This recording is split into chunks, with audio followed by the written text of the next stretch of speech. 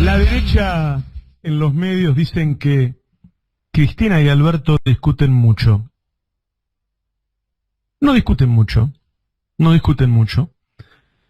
En general acuerdan. Y si hay algún desacuerdo que no genera peleos, pero sí charlas al respecto, en realidad tiene que ver con cómo enfrentar el ataque de esa misma derecha. Y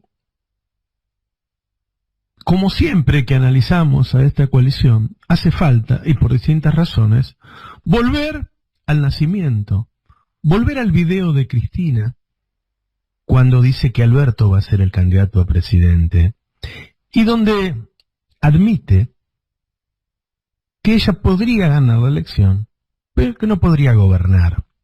Yo me acuerdo siempre ese día, mientras se pasa el video en Argentina, yo estoy en un vuelo al exterior. Cuando llego y me entero, hago algunos llamados y al rato miro las redes. Y en las redes la gente estaba muy contenta, estaba muy alegre. Y yo tuiteé que no había nada que festejar. Que Alberto era un tipo brillante, que seguramente iba a gobernar él, porque en ese momento muchos estaban diciendo que va a gobernar Cristina, pero que no había nada que festejar.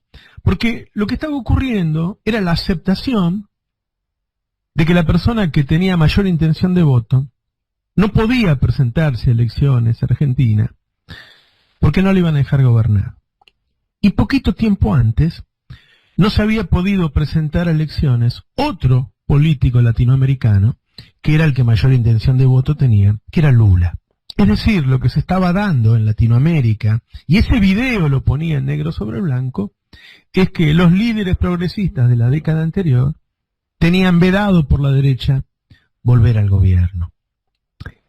En ese momento, por más que Cristina no diera toda una explicación de lo que sucedía, se declinaba seguir no con una persona, sino con un proyecto similar al de la década anterior, y se pasaba a otra persona que iba a hacer una síntesis de toda esa nueva coalición, que era un proyecto distinto, porque las cosas no son personales, por más que se diga la derecha odia a Cristina.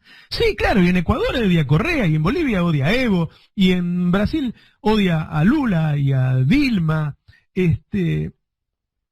odia a esos proyectos que avanzaron sobre el poder económico en la década anterior. Entonces, en ese momento se decide que no haya esa presidenta y ese grupo de gobierno, sino otro que iba a estar, si querés llamarle más al centro, ¿sí? Que iba a representar, iba a hacer una síntesis de distintas partes. En gran parte de Cristina, pero también de otros intereses y de otros personajes. Por eso a mí me extraña cuando muchos le piden ahora a Alberto que sea Cristina. Yo digo, bueno, si hubiera querido ser Cristina, hubiera sido Cristina. Es Alberto. Es un gobierno progresista por un montón de medidas que yo ya he manifestado muchas veces. Claramente es un movimiento cada día más progresista comparado con el mundo. No es Cristina. No es Cristina. Ahora, en ese momento se decide eso, en mayo del año pasado. Y se piensa, bueno, va a ser un gobierno más de centro, que va a ser un poco más amigable con los factores de poder, para que no esté Macri, para que no nos siga esquilmando Macri. Porque Macri estaba terminando con la clase media, con los trabajadores, y estaba terminando con el partido que los representa. Estaba persiguiendo, encarcelando a los dirigentes del campo popular. Había que frenarlo y reemplazarlo por un gobierno que sea viable para esa época. Un gobierno que llegó en una situación tan endeble que tuvo que empezar, qué vergüenza, con una tarjeta alimentar y con medicamentos gratis por el desastre que había dejado Macri.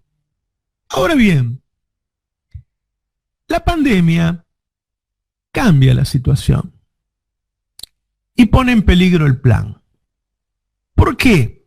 Porque ese equilibrio nuevo que se buscaba, con una relación un poco más amigable con los factores de poder, pero que mejorara la vida de los argentinos, que es lo que logró Alberto en los primeros 3 meses, ahora está en cuestión. ¿Por qué? Y bueno, porque hay muchos argentinos que la están pasando muy mal. la están pasando muy mal.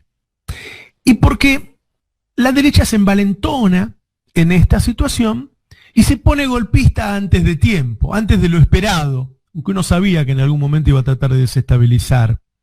Y ustedes vieron que los periodistas que los primeros meses llamábamos panqueques, que se habían dado vuelta, ahora vuelven a ser opositores aguerridos, con un tono golpista.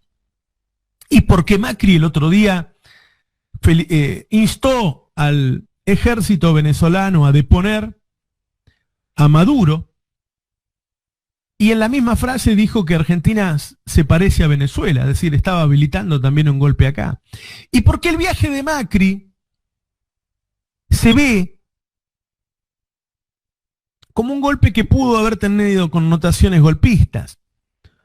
Se va a juntar con un tipo muy peligroso en Paraguay, va por unas horas, se arriesga y arriesga a otros para recibir un mensaje al oído, como los mafiosos. Un mensaje que no podía ser dado por teléfono. Un mensaje de otro, quizá de Bolsonaro. ¿Quién es el gran desestabilizador de la región hoy? Y se empiezan a juntar cosas. Este encadenamiento de marchas, 20 de junio, 9 de julio, al que Alberto le sale al cruce con esa foto. Y ahora 17 de agosto, la próxima que se va a dar ya casi sin cuarentena. Es decir, en un momento en que se puede juntar más gente. El problema es acá y es en el mundo. Y es cómo van a reaccionar los pueblos ante la pobreza generada por la pandemia. Y el peligro de que se generen movimientos tipo que se vayan todos y lleguen en lugar de los gobiernos actuales, gobiernos radicales de derecha. Esto es lo que se discute hoy. Si se sigue con ese plan inicial que pactaron Alberto y Cristina en su momento, de acumulación de poder, que lo ha hecho también Alberto, quedándose, escamoteándole esa clase media a Macri, manteniéndose siempre arriba de un 60% de imagen positiva, llevándose bien con los otros factores de poder, o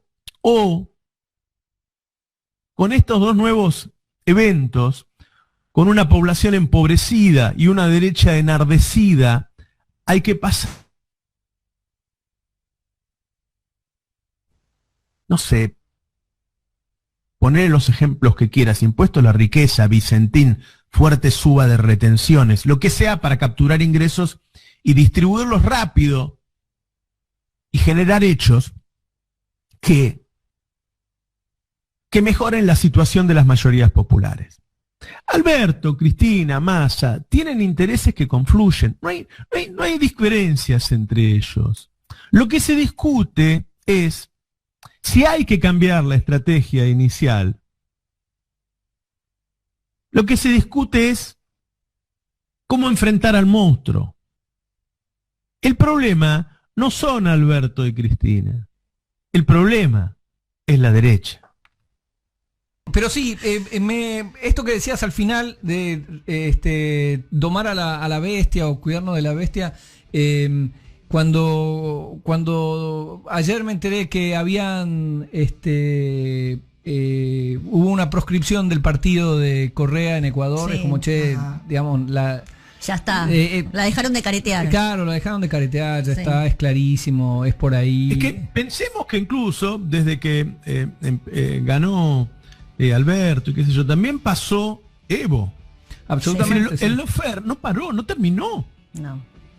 No terminó. Quedó tapado por la pandemia, nada más. Y yo les recordaba el tema de los panqueques, que ahora viste que dieron otra vuelta y están igual que antes. Hay un montón de peronistas, pero un montón. Que panquequearon en enero y febrero porque pensaron, bueno, ahora viene el peronismo y se queda 8 años.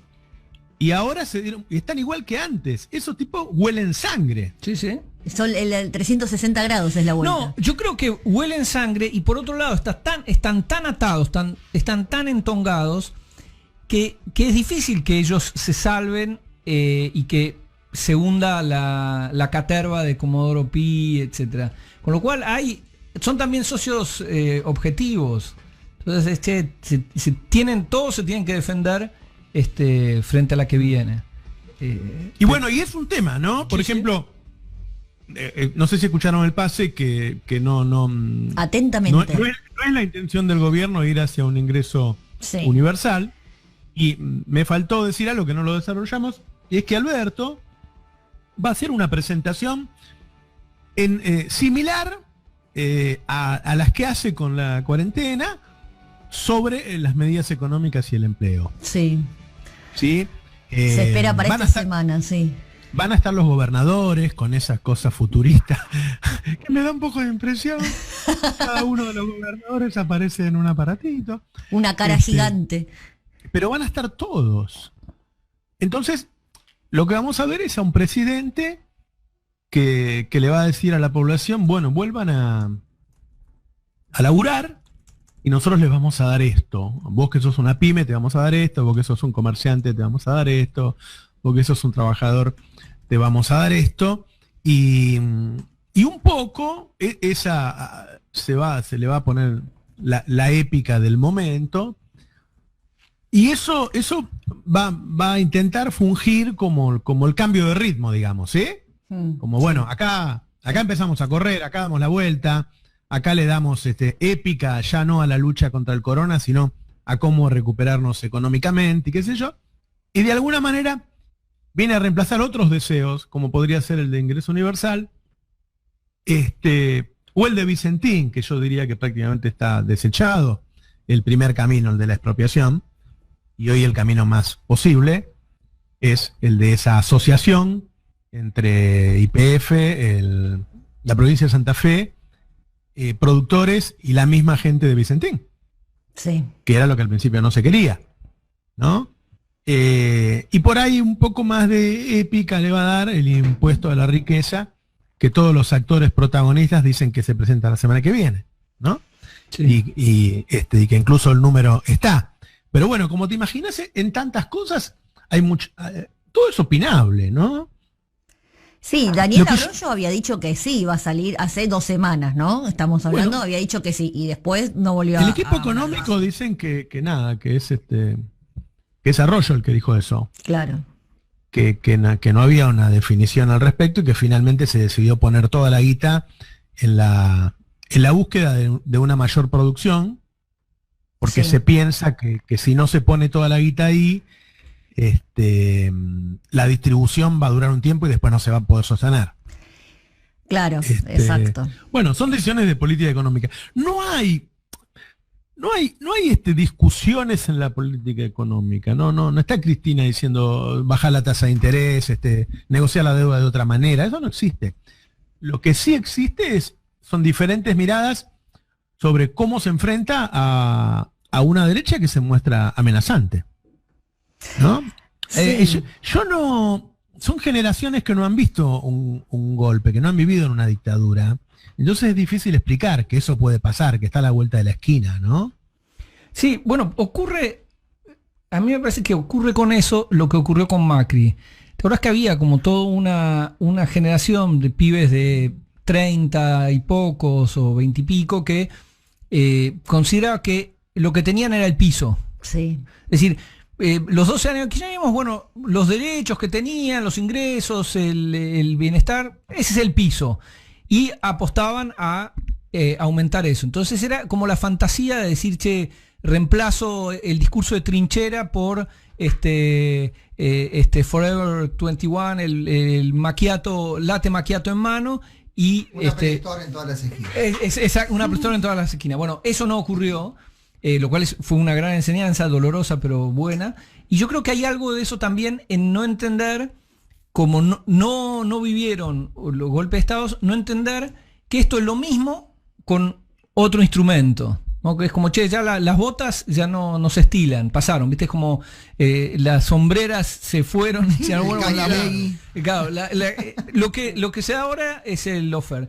Pero yo creo que eso también es una enseñanza que va a llegar. Fíjate que tanto en Bolivia como en Ecuador se está dando lo mismo, se está dando la proscripción de los partidos populares.